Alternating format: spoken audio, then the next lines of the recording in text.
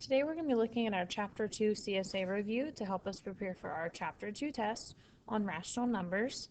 So let's go ahead and look at number 1. The first thing it says is to number the orders from least to greatest, and what might be an easier thing to do here is put them all in decimal or fraction form. What I've gone ahead and done is put them all in decimal form, so now it makes it a little bit easier for me to order them from least to greatest. The smallest one is going to be negative 1.6.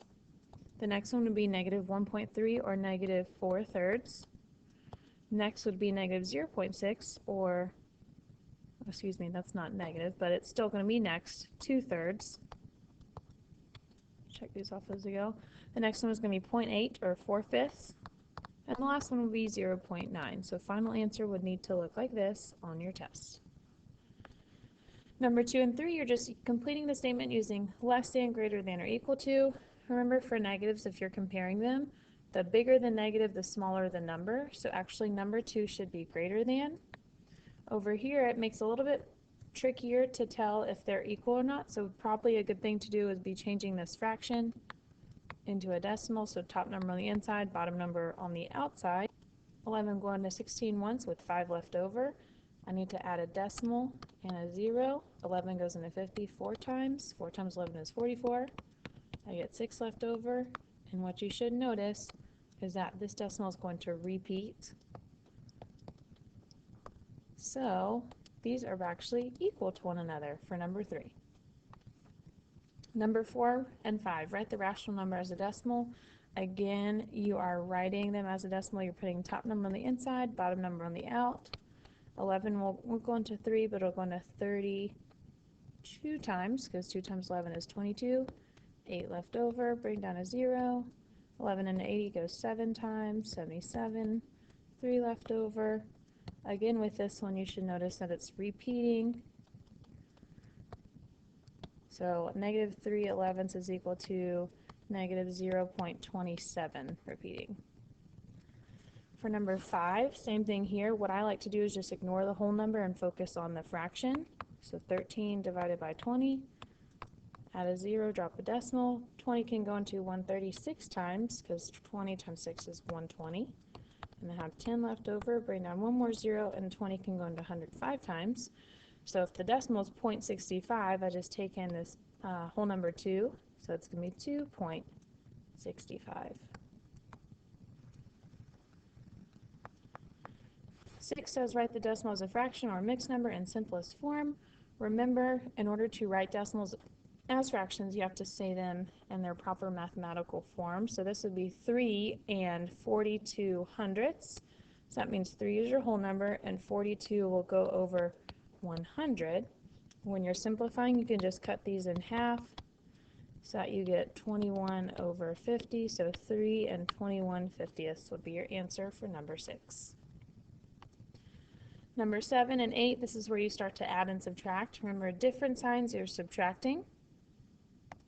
With subtracting decimals, you have to make sure that you line up your decimals and then fill in empty spaces with a 0. Now we can start borrowing. So that's going to be 5. 5 minus 9 can't happen, so I got to borrow again. That becomes a 2. Now I have a 15.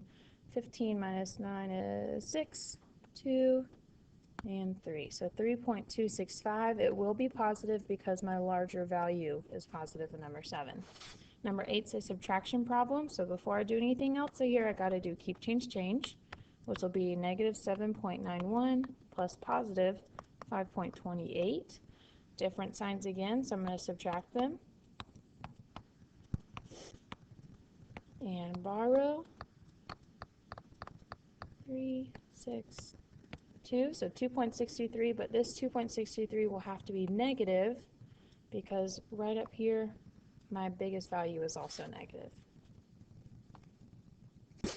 For numbers 9 and 10, again, having fractions, you have to have a common denominator. For number 9, we should probably use 9. So negative 3 and 7/9 plus negative 2 and something over 9. I know this 3 will change to 9 by multiplying by 3, so I'm going to also do that to the 1. So I can now change that 2 1/3 to 2 3/9. Then I need to add because I have same signs. My whole number will be negative 5. My fraction will be 10/9. but I can't have a mixed improper fraction, so I'm actually going to split this up and say 10/9 is 1 1/9.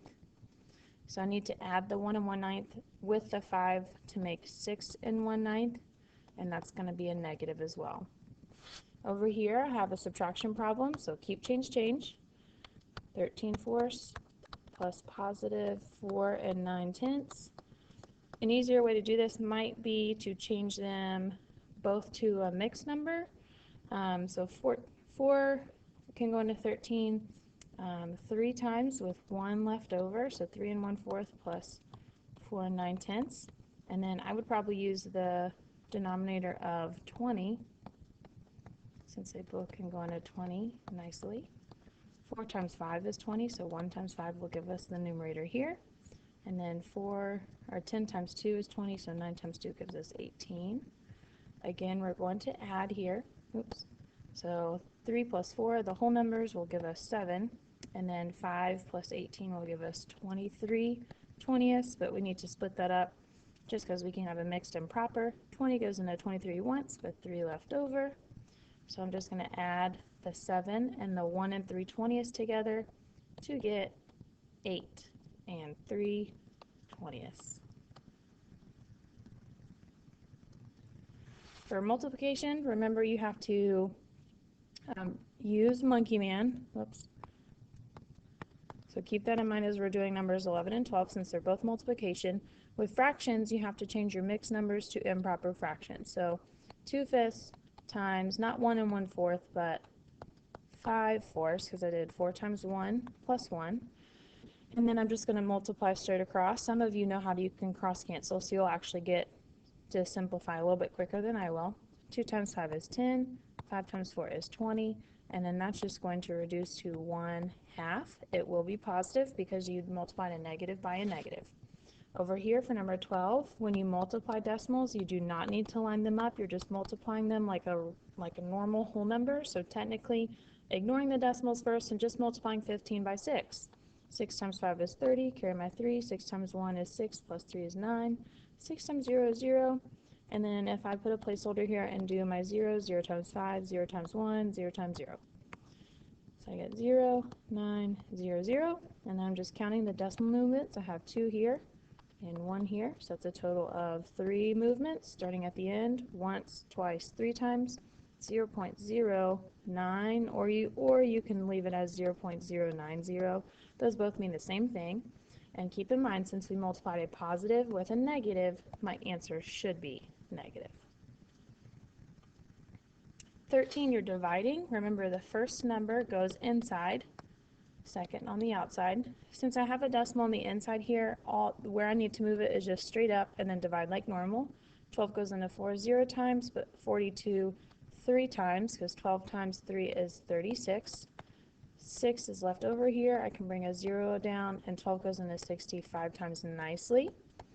Because I'm dividing a negative by a positive, my answer should be a negative, so negative 0.35 for number 13. Number 14 is, since they are dividing fractions, I need to do copy dot flip. So copy 2/7, change it to a dot, which is multiplication, and flip 8/21 to be 21 over 8. My answer will be positive here too, because I'm multiplying or dividing by 2 negatives. I'm going to show you real quick how to do cross canceling with this one, because it's actually easier to cross cancel. 7 and 21 can both be divided by 7. 7 divided by 7 is 1. 21 divided by 7 is 3. And 2 and 8 can be cross canceled. They both can be divided by 2. So 2 divided by 2 is 1. 8 divided by 2 is 4. You can only cross cancel when you are ready to multiply. So you could not have cross canceled when you have that division. You have to fix it to multiplication first. New fractions, instead of 2/7 will be 1 over 1. And instead of 21/8 it'll be 3 over 4. Very easy to multiply now, because 1 times 3 and 1 times 4 is 3 over 4. It will be positive because you're multiplying a negative by a negative.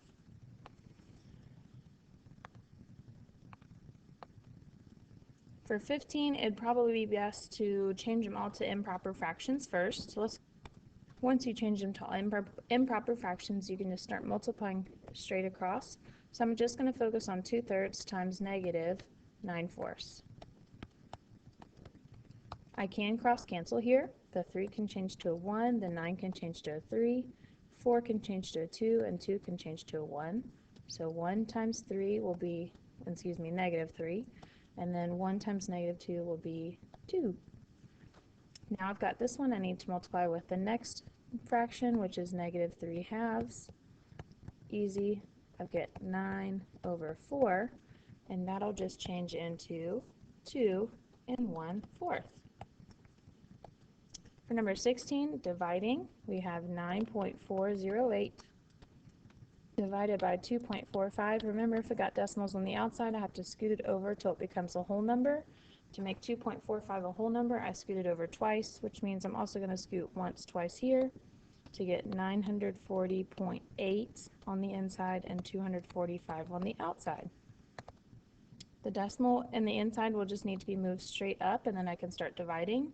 245 goes into 940 3 times, because 3 times 245 is 735.